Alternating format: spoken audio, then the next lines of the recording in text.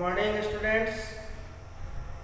हम लोगों ने कल स्टार्ट किया था सिविक्स का फर्स्ट चैप्टर, जो आपके इस बुक के हिसाब से 22 यानी 22 चैप्टर है। चैप्टर नंबर 22 है, और जिसमें हम लोगों ने शुरू किया था अंडरस्टैंडिंग डाइवर्सिटी के बारे में। ठीक है, तो मैंने आपको बताया था डाइवर्सिटी के बारे में, बहुत सारी चीज़ें बताया था। हम लोग उसको कंटिन्यू करते हैं।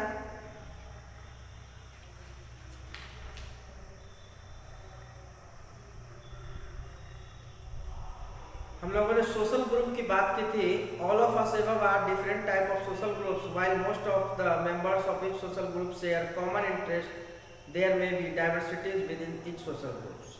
हर सोशल ग्रुप में जो है वो विविधता पाई जाती है, डाइवर्सिटी पाई जाती है ना।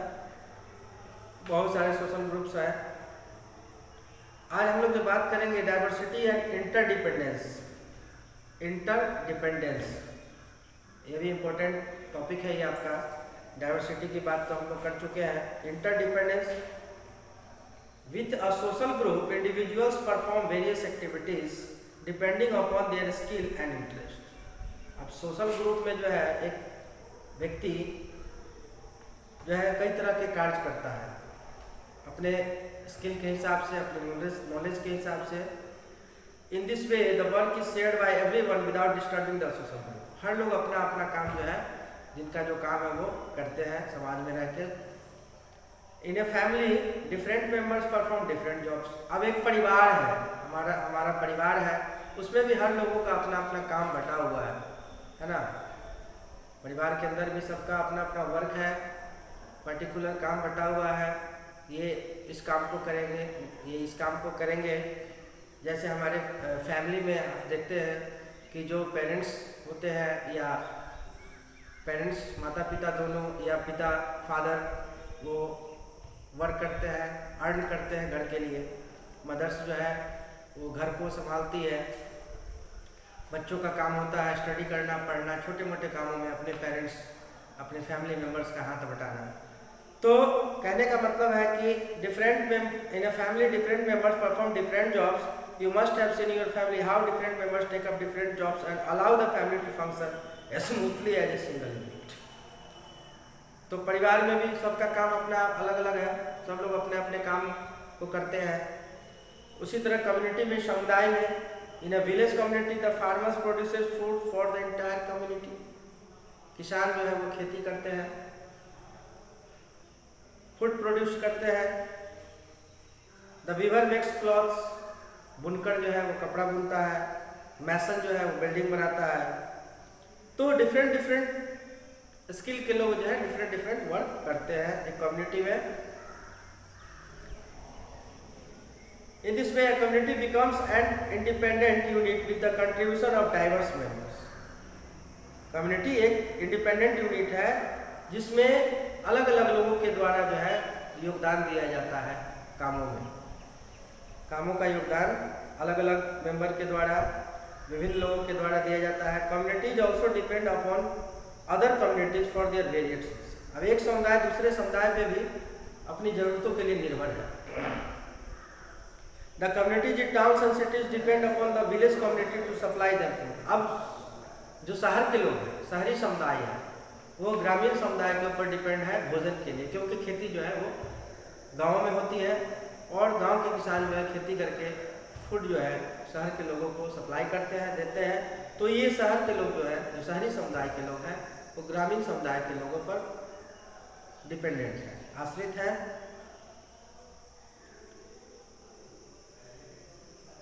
The village community depends upon the towns and cities for factory made goods, tractor, pumps, etc। अब एक दूसरे से पे निर्भर है। गांव के लोग और शहर के लोग दोनों एक दूसरे पर निर्भर है। गांव के लोग शहर के लोगों को भोजन सप्लाई करते हैं, है ना, फूड सप्लाई करते हैं, फूड देते हैं। उसी प्रकार जो है शहर के लोग ग्रामीण लोगों की ज़रूरतों का सामान जो है इनको देते हैं। यानी कि ग्रामीण लोग भी जो है शहरी लोगों पे, शहरी समुदाय पे ऊपर डिपेंडेंट है। जो मार्केट की चीज़ें हैं वो शहर में जाके ही इनको प्राप्त होती है। तो एक दूसरे पे डिपेंडेंट है अपने कामों के लिए, अपनी नीड के लिए, अपनी ज़रूरतों के लिए। ठीक है। A nation depends upon its different states to work in harmony while retaining their individuality. एक राष्ट्र, कई समुदाय मिलके, कई स्टेट मिलके जो है एक नेशन, एक राष्ट्र, एक कंट्री का निर्माण करते हैं। और ये जो है सब लोग आपस में मिलकर जो है, मिलजुल कर जो है देश के उत्थान के लिए, नेशन के प्रोग्रेस के लिए, डेवलपमेंट के लिए काम करते हैं। In a country as diverse as India, भारत जो एक विविधताओं का देश है, डाइवर्स कंट्री है, this has proved to be an advantage and help in the economic growth of the country. और इसने साबित किया है ना, अपने इकोनॉमिक ग्रोथ को, आर्थिक जो है ग्रोथ को डेवलप किया है। ठीक है, तो सब लोग मिलजुल कर जो है पूरे राष्ट्र के डेवलपमेंट में सहायक होते हैं। In recent time, the whole world had become one big global family.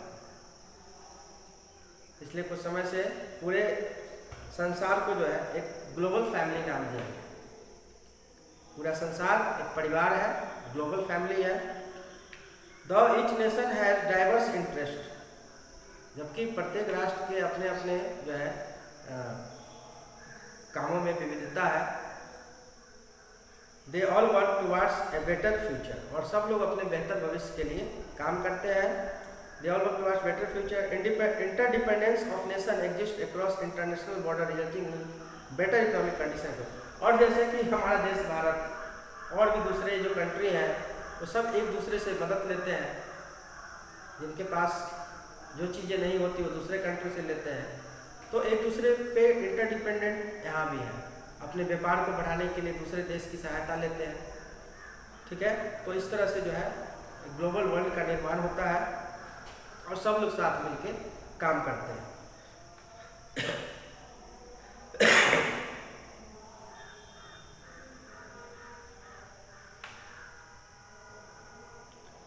एक वर्ड आता है ग्लोबलाइजेशन। क्या है ग्लोबलाइजेशन?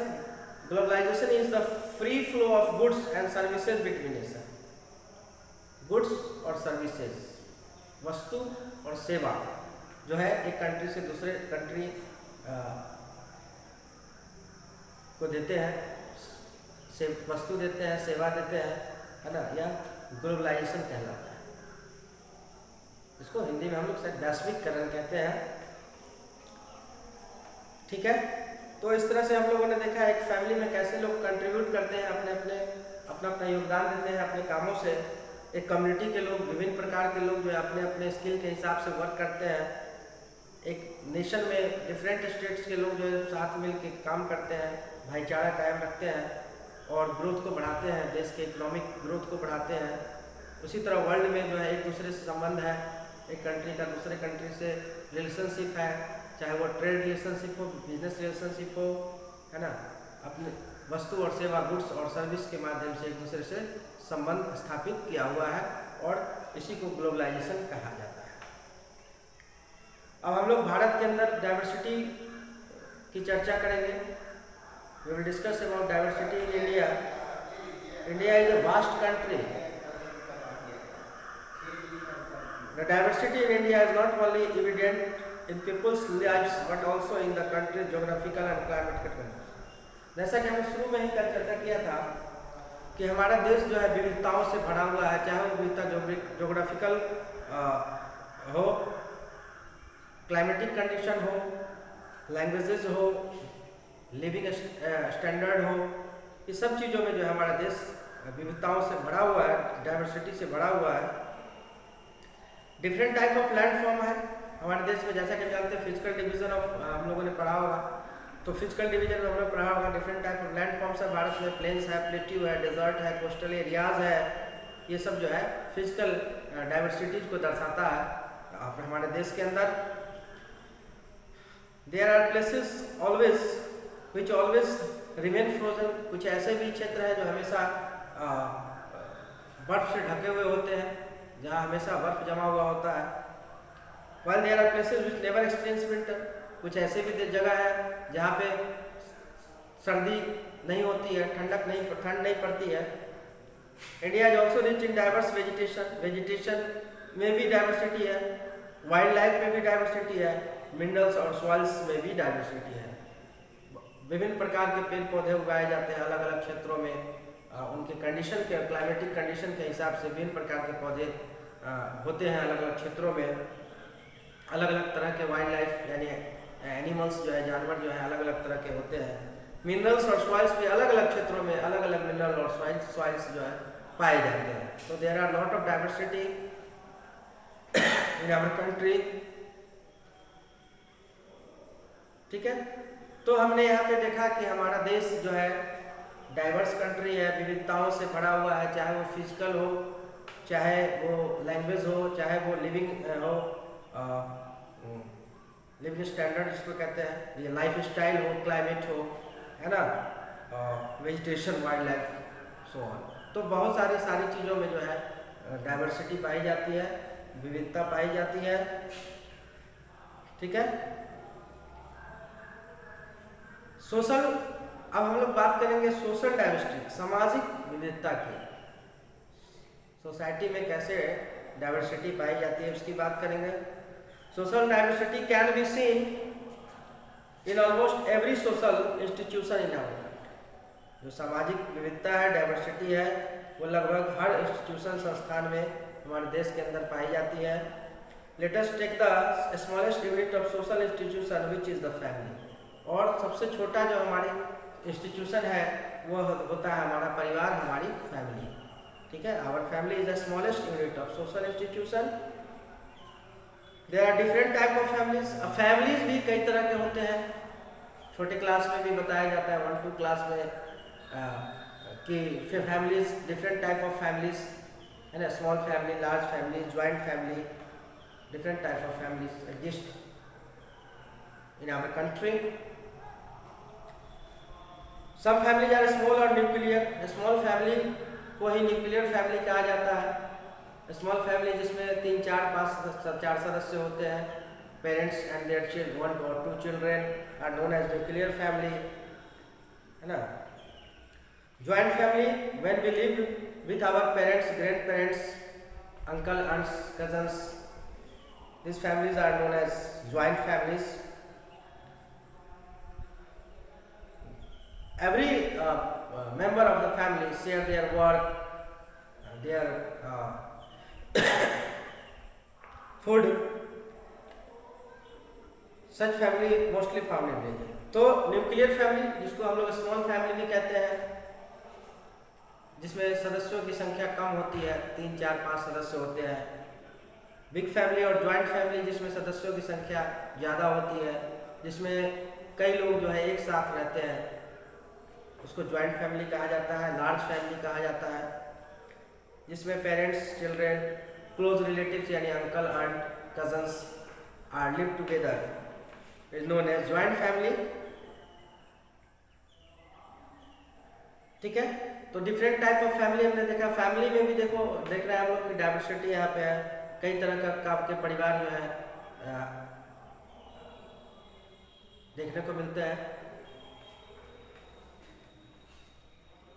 जो ये ज्वाइंट फैमिली होती है वो मोस्टली गांव में होती है। Such families are mostly found in villages. Joint family, कई लोग क्लोज रिलेटिव, माता पिता, दादा दादी, चाचा चाची, सब लोग एक साथ एक छत के नीचे रहते हैं, ऐसे फैमिली को ज्वाइंट फैमिली कहा जाता है। और इस तरह का परिवार जो है खासकर गाँवों में देखने को मिलता है। In India generally the patriarchal system of families is followed in which the eldest male members is the head of the family. हमारा देश जो है वो फॉलो करता है पैट्रियार्कल सिस्टम को, पितृत्व प्रधानता को जो है फॉलो करता है, जहाँ जो मेल मेंबर होते हैं फैमिली के, जो सीनियर मेल मेंबर होते हैं, एल्डेस्ट मेल मेंबर होते हैं, वो हेड ऑफ द फैमिली होते हैं। चाहे वो हमारे दादा हो, हमारे पिताजी हो, वो हमारे घर के मुख्य होते हैं, प्रधान होते हैं। In this families the inheritance passes on from father to son. और इनहेरिटेंस जो है, जिसको हम लोग आनुवंशिकता कहते हैं, फादर से उसके सन को मिलता है उसका उत्तराधिकार। ठीक है, तो ऐसा सिस्टम हमारे देश में है, पैट्रियार्कल सिस्टम, जहाँ फादर की प्रॉपर्टी जो है बेटे के नाम होती है ना। और मेल मेंबर्स जो है हेड ऑफ द फैमिली होते हैं, जो एल्डेस्ट मेल मेंबर होते हैं। वरिष्ठ सदस्य। However, in parts of northeastern India and in Kerala, there are families where a woman is the head of the family. North eastern part, Bharat के north eastern part में जो है, जिसमें केरला का एग्जाम्पल दिया जा रहा है, इस ऐसी फैमिली में जो है महिलाएं जो है मुख्य होती है, प्रधान होती है, and her inheritance passes on to her daughter. और यहाँ पे जो है जो उत्तराधिकार जिसको कहा जाता है वो डॉटर को मिलता है, बेटियों को मिलता है। This type of family is called a matrilineal family. तो दो तरह का सिस्टम देखा हमने भारत के अंदर, पैट्रियार्कल और मैट्रिलिनियल फैमिली। पैट्रियार्कल फैमिली जिसमें हेड ऑफ द फैमिली जो होते हैं मेल मेंबर होते हैं, the eldest male member. Matrilineal family में जो है वुमेन हेड होती है, प्रधान होती है घर की। पैट्रियार्कल में जो है जो लॉ के हिसाब से जो है inheritance passes from father to son, बेटे को मिलती है, उसका उत्तराधिकार मिलता है, यानी उत्तराधिकारी जो है पुत्र होते हैं। और जो नॉर्थ ईस्टर्न इंडिया की बात हम लोगों ने की, जो मैट्रिलिनियल फैमिली है वहाँ पे उत्तराधिकारी जो है वो बेटियाँ होती हैं। ठीक है, तो दो तरह का सिस्टम हमने देखा हमारे देश में, पैट्रियार्कल और मैट्रिलिनियल फैमिली। ठीक है,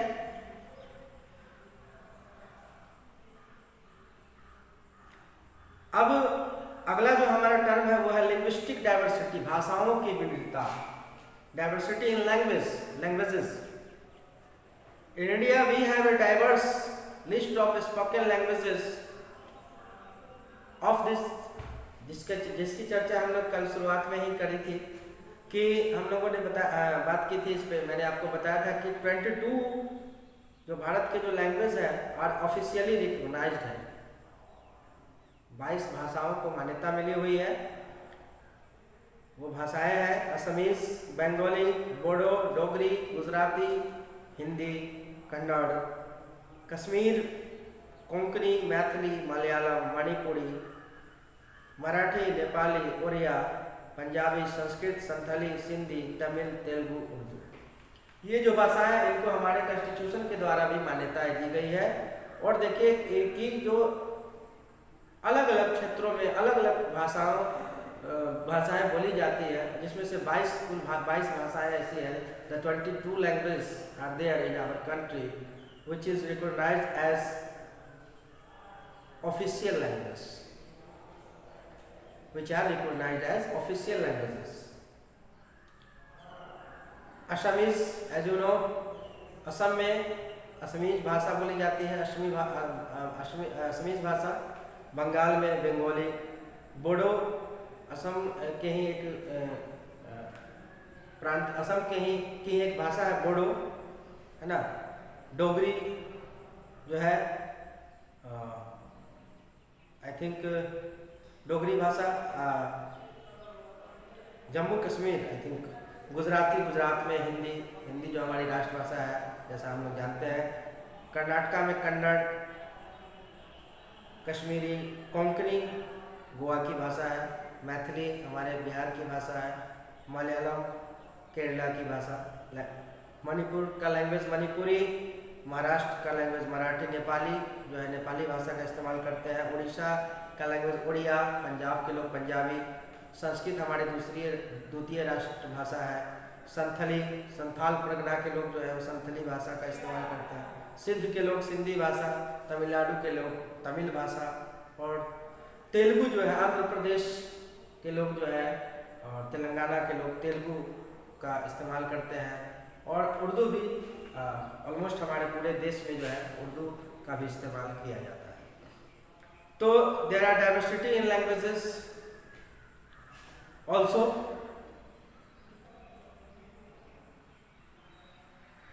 बोडो, डोगरी, मैथिली और Santhali have been recently added to the list of official. ये जो भाषा है बोडो, डोगरी, मैथिली और संथाली, ये जो है वो इसको रिसेंटली हाल में ही इसको ऑफिशियल लैंग्वेज घोषित किया गया है। Despite the existence of such a large number of languages, there is no difficulty in communication among them. अब इतनी सारी भाषाओं के होने के बावजूद किसी को एक दूसरे से कम्युनिकेट करने में कोई परेशानी नहीं है, लोग एक दूसरे से आसानी से कम्युनिकेट करते हैं। On the country respect for each others language and the knowledge of A common language, एक दूसरे की भाषा का को रिस्पेक्ट देते हैं। Knowledge of A common language like Hindi और इंग्लिश। अब जैसा कि बहुत सारे ऐसे जगह पे हम जाते हैं जहाँ पे लोग हिंदी का इस्तेमाल नहीं करते हैं, हिंदी नहीं बोलते हैं, वहाँ की जो अपनी भाषा है उसका इस्तेमाल करते हैं, तो वहाँ पे हमारे लिए इंग्लिश जो है वो ऐसी भाषा है, अंग्रेजी भाषा जो कारगर साबित होती है, जिसका यूज़ करके हम एक दूसरे से कम्युनिकेट कर सकते हैं। ठीक है,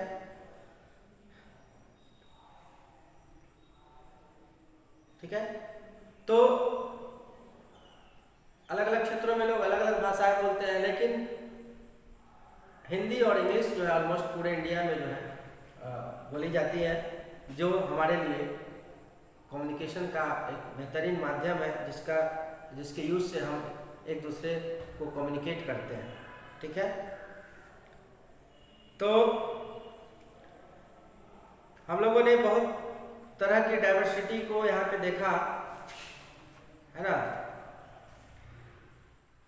उसको हम लोग एक बार फिर से थोड़ा संक्षेप में ब्रीफ में बात कर ले। सोशल डाइवर्सिटी देखा हम लोगों ने, की बात की हम लोगों ने, फैमिली के अंदर भी देखा कि डाइवर्सिटी है, सोसाइटी में भी लोग अपने अपने स्किल के हिसाब से विभिन्न प्रकार के काम करते हैं। ठीक है, भारत में जोग्राफिकल डाइवर्सिटी है, उसके अलावा लिंग्विस्टिक डाइवर्सिटी हमने देखा, यहाँ तक कि फैमिली सोशल डाइवर्सिटी में हमने फैमिली की बात की, different type of family exist in our country, तो डिफरेंट टाइप ऑफ डाइवर्सिटी। उसके बाद लैंग्वेजेस की बात की हमने कि लैंग्वेजेस में भी डाइवर्सिटी, और 22 लैंग्वेज को ऑफिशियल लैंग्वेज बताया गया है, मान्यता मिली हुई है। ठीक है, अभी हमारा जो है चैप्टर कंटिन्यू रहेगा, हम लोग आगे भी पढ़ेंगे। धार्मिक विविधता यानी रिलीजियस डाइवर्सिटी के बारे में हम लोग चर्चा नेक्स्ट क्लास में करेंगे।